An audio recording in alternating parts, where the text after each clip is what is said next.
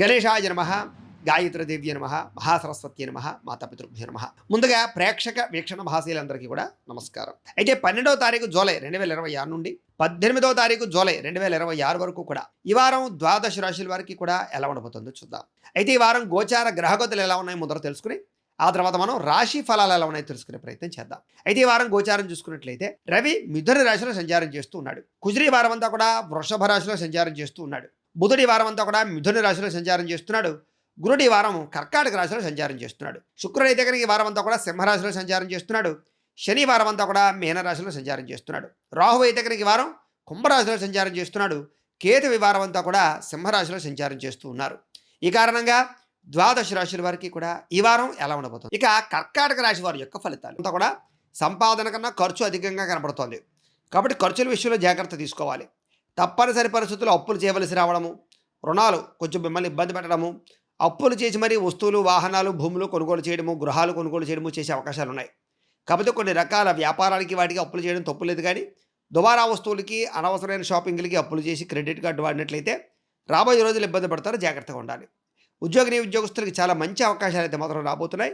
వాటిని సరిగ్గా వినియోగించుకునే ప్రయత్నం చేయాలి. దూర బంధువుల నుంచి చెడు వార్త వినడం కానీ లేదా కొంతమంది మిమ్మల్ని మోసం చేయడం కానీ చేసే అవకాశాలు ఉన్నాయి. మిత్రులు కూడా శత్రువులుగా తయారయ్యే పరిస్థితి కనపడుతుంది. కాబట్టి ఎవరిని నమ్మే ప్రయత్నం మాత్రం చేయకండి. విదేశీ ప్రయత్నాలన్నీ కూడా వాయిదా పడిపోయే అవకాశం కనపడుతోంది. ముఖ్యంగా వీసా ప్రయత్నాలు లాంటివి ఎవరైనా ఉంటే కనుక వాయిదా వేసుకోండి. లేదా ఎదుటివారు మిమ్మల్ని బాగా అపార్థం చేసుకోవడం కానీ లేదా అసూయ ద్వేషాలు మీ మీద పెరిగిపోవడం కానీ చేసిన తప్పుకి నిందారోపణలు కానీ ఇవన్నీ కనపడుతున్నాయి. అలాగే సంతృప్తి లేకపోవడం, జీవితం మీద అనుకున్నది జరగకపోవడం, ఆలస్యం అయిపోతూ ఉండడం, కెరీర్ పరంగా గ్రోత్ లేకపోవడం, డబ్బు నిలబడకపోవడం ఇవన్నీ కూడా ఈ వారం మిమ్మల్ని బాగా ఇబ్బందులకు గురి చేస్తాయి.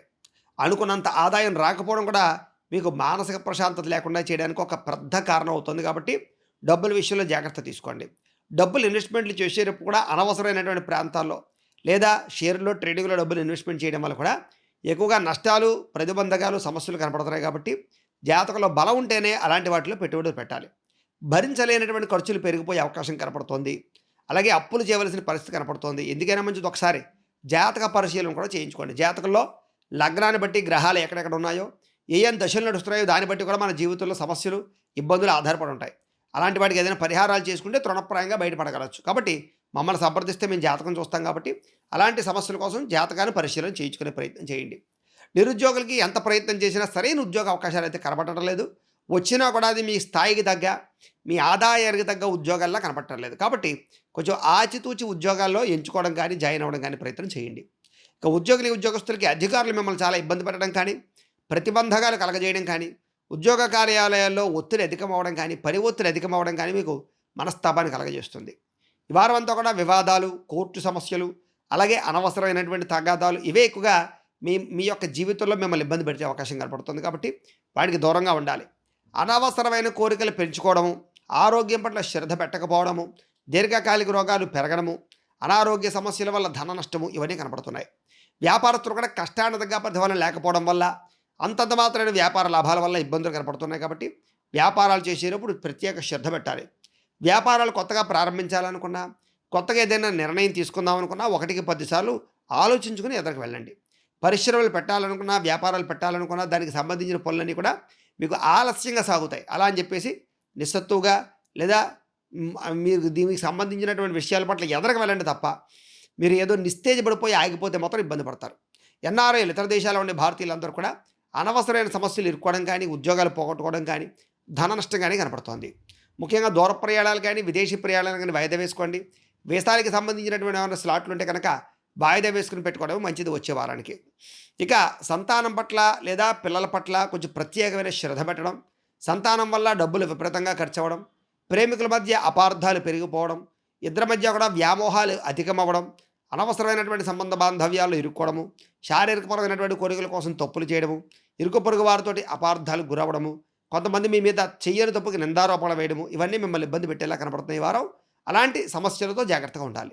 భార్యాభర్తల మధ్య కూడా అనుకోనటువంటి వివాదం, చిన్న వివాదమే పెద్దదయ్యి అది విడాకుల దాకా దారితీసేటటువంటి మాటలకి కారణమవుతూ ఉంటుంది. కాబట్టి అలాంటప్పుడు జాగ్రత్తగా ఆలోచించుకుని మాత్రం ఇద్దరి మధ్య సమన్వయం పెంచుకునే ప్రయత్నం చేయండి. పరపురుష పరస్త్రీ వ్యామోహాల జోలికి ఎట్టి పరిస్థితుల్లోనూ వెళ్ళకండి. ఈ వారం అనవసరంగా గొడవలు పెట్టుకునేవారు, మిమ్మల్ని కావాలని కించపరిచేటటువంటి వారు, మిమ్మల్ని దూరం చేసుకునే వాళ్ళు ఎక్కువైపోతూ ఉంటారు. కావలసిన వాళ్ళే దూరం అవుతూ ఉంటారు, ప్రేమికులు దూరం అవుతూ ఉంటారు.